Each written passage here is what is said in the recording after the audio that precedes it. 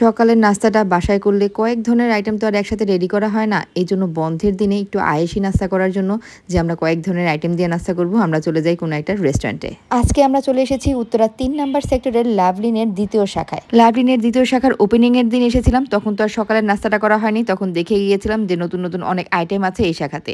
তো এই শাখাটা হচ্ছে Uttara ৩ number sector, road number ২, house number হচ্ছে ১-ডি। হ্যাঙ্গারের পাশেই পেয়ে যাবেন এই রেস্টুরেন্ট। সহজ করে বলতে গেলে আজমপুর থেকে রাজলক্ষ্মী যাওয়ার যে পিছনের রোডটা আছে তার মাঝামাঝিতেই পেয়ে যাবেন এই রেস্টুরেন্টটি। লন্ডন প্লাজার ঠিক অপোজিটেই পেয়ে যাবেন এই রেস্টুরেন্টটি। সকালবেলা খিচুড়ি থেকে শুরু করে পরোটা, নান, কালো ভুনা, নেহারি থেকে শুরু করে অনেক ধরনের আইটেমই কিন্তু এখানে আপনারা পেয়ে যাবেন। আমরা অনেক দেরিতে গিয়েছিলাম ব্রেকফাস্টে, তাই তেমন কোনো আইটেম অ্যাভেলেবেল পাইনি। তো আমরা যে কয়টা আইটেম পেয়েছি সেখান থেকেই কিছু আইটেম নিয়ে নিয়েছিলাম। খুব সুন্দর পরিবেশে পরিবার সহ ব্রেকফাস্ট করার জন্য কিন্তু খুবই সুন্দর একটা রেস্টুরেন্ট। নর্মালি ব্রেকফাস্ট করার জন্য কিন্তু আমরা ফাইন ডাইন রেস্টুরেন্ট খুব একটা পাই না।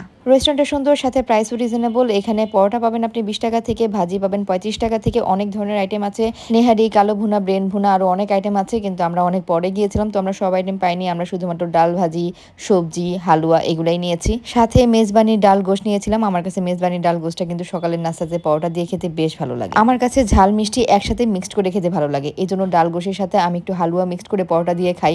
এটা একটা উইয়ার্ড কম্বিনেশন, কিন্তু আমার কাছে কিন্তু বেশ ভালো লাগে। আর নাস্তা করার পর ১ কাপ চা, কমপ্লিট ব্রেকফাস্ট।